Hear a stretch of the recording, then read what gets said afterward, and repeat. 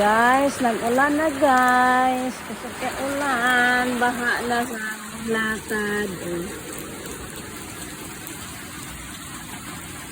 Nga, sa pasyan dito kong mag-ulan.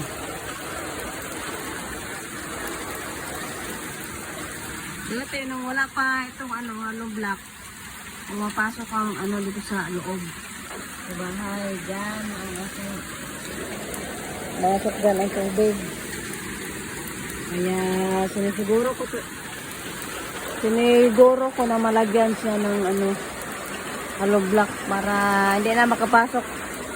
Sobrang presyo kasi pag tubig sa loob.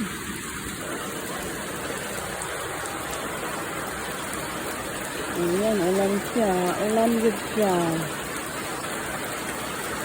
Parang maulan atang Pasko natin bukas